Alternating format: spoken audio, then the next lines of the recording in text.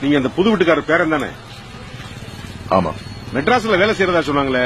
வேலையை விட்டுட்டேன். ஏன்? மாசம் 2 லட்சம் சம்பளம் தரேன்னு சொன்னாங்க. பிடிக்கல.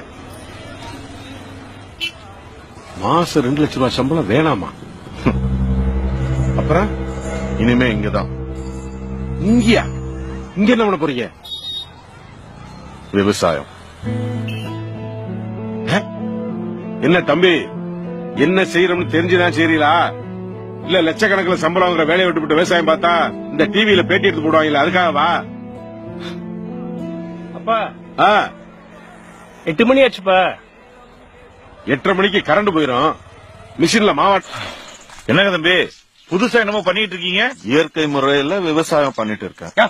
ஏற்கனவே கோணவாயி, அதுல கொட்டாய் வேறைய கிறுக்கா புடிச்சிருக்கு உனக்கு. தம்பி, இயற்கை விவசாயம் எல்லாம் கதைக்காகாது, மகசூலும் எடுக்க முடியாது. வேற வேலையை பாரு. என்னன்னா கிண்டல் பண்றாங்க? அவங்க கடக்குறாங்கம்மா டீ கடை பெஞ்ச்.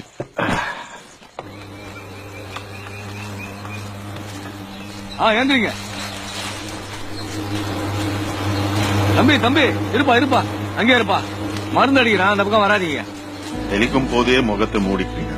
அப்போ இதே சாப்பிடும் போது என்னப்பா பண்றது? நான் பார்க்க வேணாமா?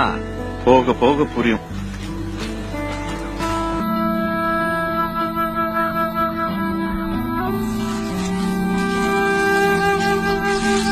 அன்னைக்கே சொன்னோம்ல தம்பி, மாடு மாங்குன்னு உழைச்சாலும் கிடைக்கிறது புண்ணாக்குதே. வந்துட்டான் விவசாயம் பார்க்க. தம்பி, எங்க தாத்தா காலத்துல தண்ணியே வானம் கொடுத்துச்சு, எங்க அப்பன் காலத்துல பூமி கொடுத்துச்சு, என் காலத்துல பைப்பு கொடுத்துச்சு, என் புள்ள காலத்துல பாட்டில்ல கொடுக்குது, என் பேரங்காலத்துல எதுல கொடுக்குமோ தெரியலையே. இந்த தண்ணி பிரச்சனையில விவசாயம் பண்ணி ஜெயிக்க முடியாது தம்பி.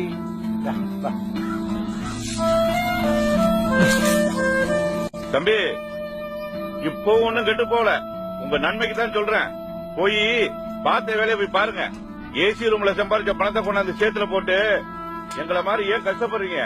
தெரியாத தொழில தொட்டவனும் கேட்டான், தெரிஞ்ச தொழில விட்டவனும் கேட்டான்.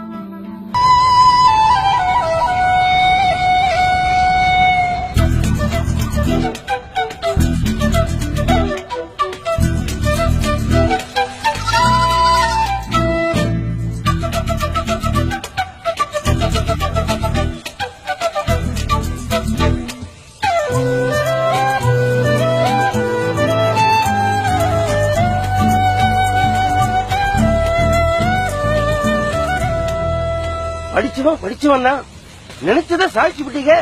நீங்க விவசாயம் பண்ணி லாபம் சம்பாதிக்கிறீங்கன்னு நினைக்கும் போது மனசுக்கு எவ்வளவு பெருமையா இருக்கு தெரியுமா? இதே வாய்தான் அன்னைக்கு தப்பு தப்பா பேசிச்சு. இந்த மாதிரி கேட்காமலே கருத்து சொல்ற பக்கிங்க நம்ம ஊர்ல அதிகமாயிருச்சு. முதல்ல இதுகளை சுட்டு தள்ளனா நாடு உருப்பிட்டுரும். தோத்துக்கிட்டே இருந்தீங்களே, எப்படி தம்பி ஜெயிச்சீங்க? மாத்தி யோசிச்சீங்களா? முதல்ல யோசிச்சேன், அப்புறமா மாத்த. தம்பி புரியலையே. என்ன போட்டாலும் விளைச்சலே இல்ல. ஆனா மாட்டு சாணம் கொட்டி வச்சிருந்த ஒரு ஓரத்துல ஒரு கீரை விதை தானா விழுந்து 3 அடிக்கு வளர்ந்து நின்னுச்சு. 1 அடி வந்தாலே பெருசு, 3 அடிக்கு வளர்ந்து நிக்கிறது சாதாரணம் இல்ல.